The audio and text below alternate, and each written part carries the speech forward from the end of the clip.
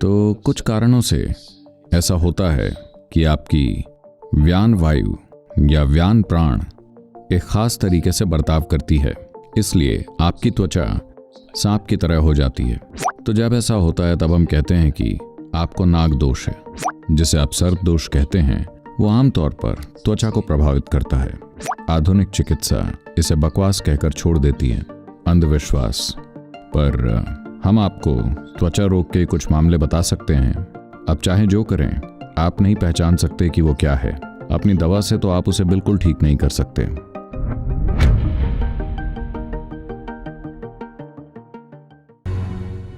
ये एक विचित्र देश है।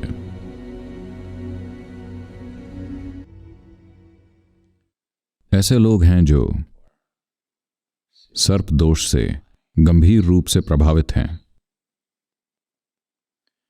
यूं समझिए कि जिसे आप सर्प दोष कहते हैं वो आमतौर पर त्वचा को प्रभावित करता है। आज आधुनिक चिकित्सा इसे बकवास कहकर छोड़ देती है, अंधविश्वास।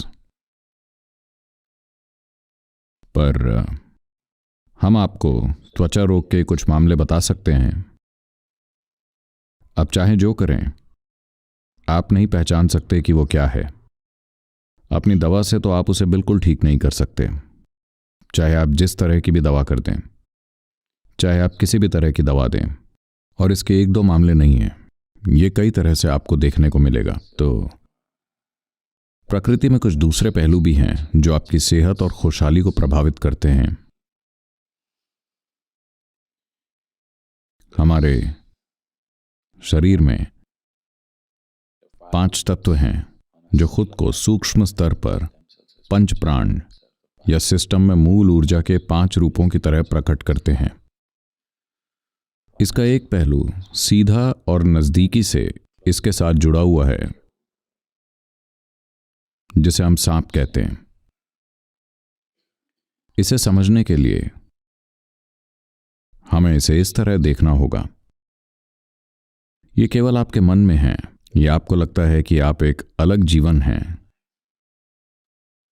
जहां तक इस ग्रह का सवाल है, तो आप कीट पतंगा, सांप, हाथी, भैंस और पेड़ और सब कुछ एक बराबर है। ये बस खुद को कई अलग अलग तरीकों से प्रकट करता है और वापस ले लेता है।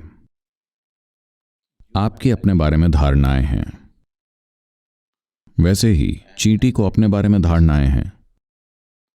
लेकिन जहां तक पृथ्वी का सवाल है, ये अलग अलग तरह के जीवों के रूप में खुद को प्रकट करती है, और जब समय आता है तो उन्हें वापस खींच लेती है। ऊर्जा वही है, सामग्री भी वही है। आप और सांप और कीड़ा एक ही तरह से बने हैं। तो कोई ये दावा नहीं कर सकता कि आप एक अलग जीवन हैं। कोई अलग जीवन नहीं है। यहां तक कि विज्ञान भी यही कहता है कि हम सब कार्बन से बने हैं। तो कुछ कारणों से ऐसा होता है कि आपकी व्यान वायु या व्यान प्राण एक खास तरीके से बर्ताव करती है, इसलिए आपकी त्वचा सांप की तरह हो जाती है।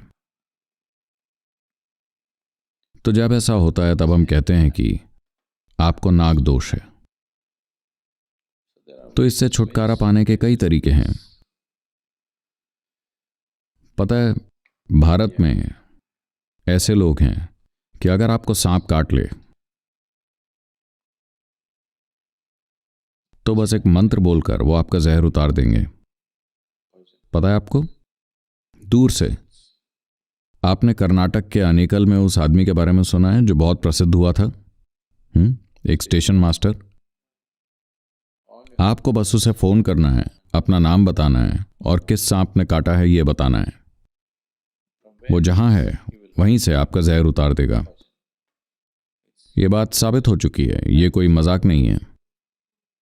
और यह कोई पहली बार नहीं है, ऐसे जाने कितने लोग रहे हैं। तो जीवन को समझने का एक तरीका उसकी केमिस्ट्री है, और जीवन को समझने का दूसरा तरीका, इसको जानने का बहुत सूक्ष्म तरीका है, इसकी ऊर्जा। तो जब हम कहते हैं सर्प दोष, हम ऊर्जा की बात कर रहे हैं। जो एक सांप की तरह हो गई है। क्या आप जानते हैं, आपके दिमाग में एक रेप्टिलियन ब्रेन है। आपके दिमाग का लगभग इतना हिस्सा एक सांप के दिमाग जैसा है। आपके दिमाग के अंदर एक दिमाग होता है जिसका आकार लगभग एक मगरमच्छ के दिमाग जितना होता है। ये सभी इंसानी दिमाग नहीं है, अंदर एक रेप्टिलियन ब्रेन भी है।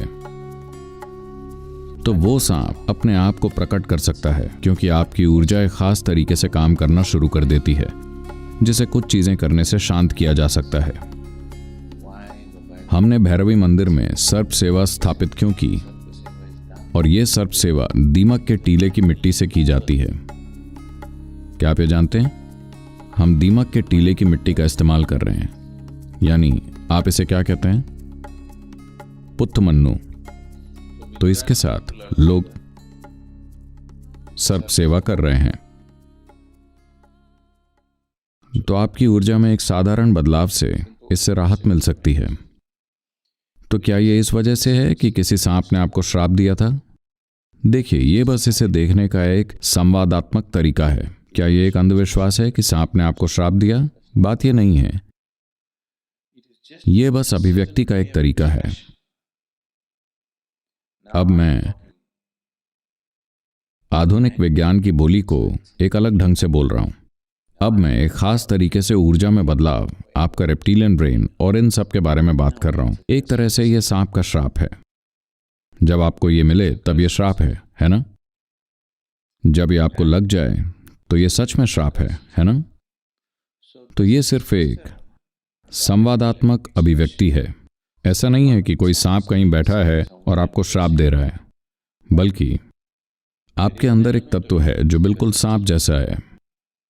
आप में एक ऐसा तत्व है जो बिल्कुल मछली जैसा है। आप में एक तत्व है जो बिल्कुल जानवर जैसा है, और वो उभर सकते हैं। इसे कोई भी गलत नहीं ठहरा सकता। यहां तक कि आधुनिक विज्ञान भी इस बात से इनकार नहीं कर सकता कि ये सभी जानवर आपके अंदर किसी निष्क्रिय रूप में मौजूद हैं, है ना? विकास की प्रक्रिया इस शरीर में बिल्कुल मौजूद है, और कई तरह के कारणों से ये जीवित हो सकते हैं। ये सांप का ही श्राप है। सांप के श्राप का मतलब ये नहीं है कि कहीं बाहर एक सांप बैठा है और आपको श्राप दे रहा है। आपके अंदर एक सांप बैठा है जो आपको श्राप दे रहा है, और इससे खास तरीके से निपटा जा सकता है क्योंकि ये एक काफी सामान्य समस्या है। यही कारण है कि हमने लोगों के लिए सर्प सेवा की स्थापना की। हमने मंदिर बनाए। तमिलनाडु के दक्षिणी छोर का एक गांव नागरकोइल में, वहां एक और मंदिर है, सर्प। क्या है वो? केरल में एक मशहूर मंदिर है,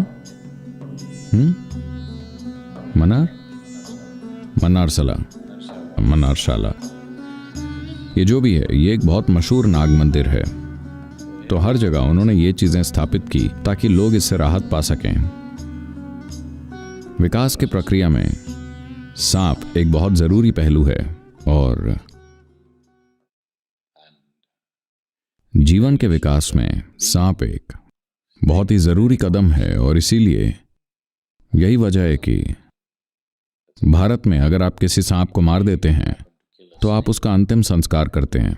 आपको पता है, लोग वाकई उसे अंतिम संस्कार देते हैं। जानते हैं आप? हाँ, वो एक सिक्का और दूध, घी, कुछ भी डाल देंगे।